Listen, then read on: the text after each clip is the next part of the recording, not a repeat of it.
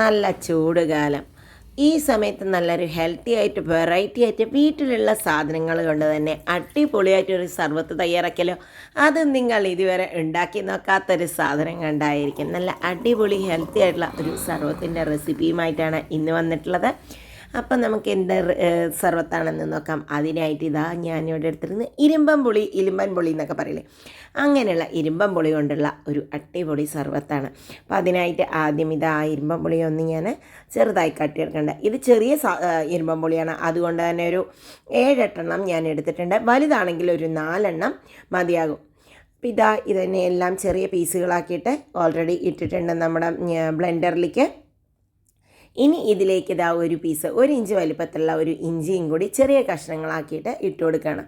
അപ്പോൾ പെട്ടെന്ന് തന്നെ അതിൻ്റെ സത്തെല്ലാം നമുക്ക് കിട്ടിത്തുടങ്ങാം. ഇനി ഇതിലേക്ക് ആവശ്യത്തിന് പഞ്ചസാര ഒരു 3 മുതൽ 4 ടീസ്പൂൺ വരെ പഞ്ചസാര വേണ്ടി വന്നു.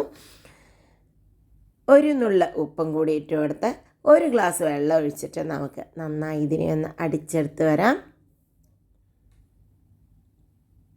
അപ്പം ഇതാ അടിച്ചെടുത്ത് വന്നിട്ടുണ്ട് നമ്മുടെ അടിപൊളിയായിട്ട്. ഇനി ഇതിലേക്ക് ഒരു ചെറുനാരങ്ങയുടെ നീരും കൂടി ഒഴിച്ചു കൊടുത്തിട്ടുണ്ട്. അധികം പുളിയില്ല ഈ ഇരുമ്പൻ പുളിക്ക്, അതുകൊണ്ട് തന്നെ ഒരു ചെറുനാരങ്ങയുടെ നീരും കൂടി ഒഴിച്ചു കൊടുത്ത് നമുക്ക് ഒരു 1/2 കപ്പ് വെള്ളവും കൂടി ഒഴിച്ച് നന്നായി ഒന്ന് ഒരു പ്രാവശ്യം കൂടി ഒന്ന് അടിച്ചെടുത്ത് വരാം. ഇനി നമുക്ക് ഇതിനെ ഒന്ന് ജസ്റ്റ് ഒന്ന് അരിച്ചെടുക്കാം. അധികം വേസ്റ്റുകളൊന്നും ഇതിൽ അടിക്കാനായിട്ടുണ്ടാവില്ല, കാരണം എൽബൻ പുളിയുടെ പുളി മാത്രമേ ഉണ്ടാവുള്ളൂ, അതിൽ വലുതായിട്ടൊന്നും കളയാനില്ല. ഇതാ ഇനി ഇതിനെ നമുക്ക് ഇതാപ്പത് റെഡി. ഇനി ഒരു 2 പച്ചമുളകിനെ ഞാൻ കീറിയിട്ട് ഇതിലിട്ട് ജസ്റ്റ് ഒന്ന് ഇളക്കണ്ട. പച്ചമുളക് ഇട്ട് അടിക്കേണ്ട ആവശ്യമൊന്നുമില്ല. ഇത് ജസ്റ്റ് ഒരു നമുക്കൊരു പച്ചമുളകിൻ്റെ ടേസ്റ്റ് വരുമ്പോൾ ഒരു പ്രത്യേക ഫ്ലേവർ കിട്ടും നമ്മുടെ ഈ ജ്യൂസിന്, അതിന് വേണ്ടിയിട്ടാണ്. ഇനി ഇത് ഇങ്ങനെ വേണമെങ്കിൽ കുടിക്കാം. അപ്പം ഇതാ ജ്യൂസ് റെഡി. ഇനി നമുക്കിതാ സർബത്താക്കാനായിട്ട് നമുക്കൊരു സോഡ വേണം. കൂടാതെ ഇതാ ജ്യൂസ് ഒഴിക്കാനായിട്ട് ഒരു മൊഹിറ്റോ ഒഴിക്കാനായിട്ട് ഒരു ഗ്ലാസും കൂടി വെച്ചിട്ടുണ്ട്.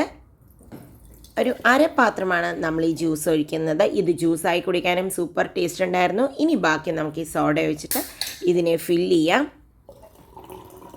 ഇതിന് നാടൻ പേരിൽ പറയണമെങ്കിൽ സർബത്ത് എന്ന് പറയാം, അതല്ല ഇത്തിരി നല്ല സ്റ്റൈലിഷായി പറയണമെങ്കിൽ ഇലിമ്പൻ പുളി കൊണ്ടുള്ളൊരു മൊഹിറ്റോ എന്ന് വേണമെങ്കിലും വിളിക്കാം. അപ്പോൾ ഇതാ സൂപ്പറായിട്ട് റെഡി ആയിട്ട് കുടിച്ച് നോക്കിയപ്പോൾ അടിപൊളി ടേസ്റ്റ് ആയിട്ട് നല്ല റിഫ്രഷിംഗ് ആയിട്ടുള്ള ഒരു ഡ്രിങ്ക് തന്നെയാണ് ഇത്. അപ്പോൾ ഇപ്പോൾ എല്ലാവരുടെയും ഇരുമ്പൻ പുളിയൊക്കെ നല്ല സീസണൊക്കെ ആയിട്ടുണ്ട്. അപ്പോൾ എല്ലാവരും ഒന്ന് ഉണ്ടാക്കി നോക്കൂ, അഭിപ്രായങ്ങൾ അറിയിക്കൂ. ഇഷ്ടപ്പെട്ടാൽ ഈ വീഡിയോ ഒന്ന് ഷെയർ ചെയ്ത് സപ്പോർട്ട് ചെയ്യുമല്ലോ. അപ്പോൾ ഇതാ ഞാനിത് കുടിച്ച് നോക്കി, സൂപ്പറാണ്. നിങ്ങളും ഉണ്ടാക്കി നോക്കി അഭിപ്രായം പറയൂ. Bye, thank U.